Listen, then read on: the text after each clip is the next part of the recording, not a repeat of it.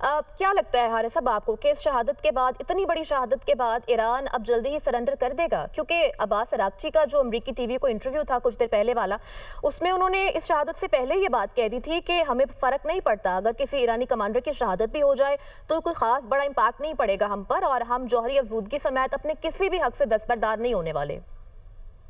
देखें, एक बात याद रखें, ईरानी कौम बहुत ही रेजिलियंट है, कौम परस्त है, वो किसी हालत में सरेंडर नहीं करेंगे।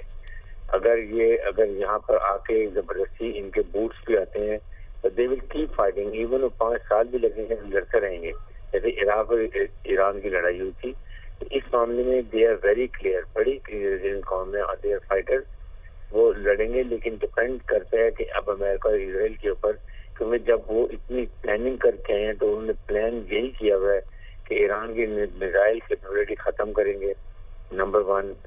उसके बाद उन्होंने डिसाइड किया हुआ कि वो रजीम चेंज की पूरी कोशिश करेंगे, दोबारा इंटरनल प्रॉब्लम भी लाएंगे, और उसके बाद जब ऊपर से ये एयर अटैक्स भी आ रहे हैं, इंटरनल सिचुएशन खराब करेंगे, तो इसमें बहुत लाइकली होगा कि रजीम चेंज कर लें। वो आई कैन एग्री,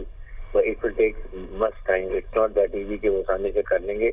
लेकिन ये सिचुएशन जो है ना, ये बड़ी खतरनाक है। तो हारिस साहब, सवाल तो यहाँ पे भी होता है ना कि एक पासदारान इंकलाब का सरबराह है, उसको आके टारगेट कर दिया जाता है। कई महीनों से जंग के बादल भी मंडला रहे होते हैं। लास्ट वीक के अंदर ये बताया जा रहा था कि Israel has plan to attack on Iran, लेकिन उसने वो पोस्टपोन कर दिया क्योंकि ट्रंप जो है वो जिनेवा के अंदर डायलॉग करना चाह रहे थे। लेकिन उसके बाद हम देखते हैं कि उसी पासदारान इंकलाब के अंदर मुखबरी होती है और उस तरह ही अटैक कर दिया जाता है, और पहले ही अटैक के अंदर शहादत हो जाती है। तो मुमकिन है कि अब जो नई लीडरशिप आए तो वो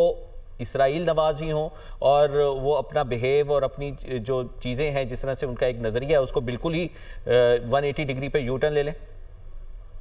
देखिए, अगर तो ये अभी लीडरशिप जो इमीडिएट चेंज होती है कि वो तो हो सकता है कि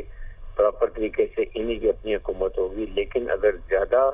हालात खराब होती हैं और अवाम खड़े हो जाते हैं तो फिर वो जो हुकूमत आएगी वो बिल्कुल इसराइल नवाज आएगी,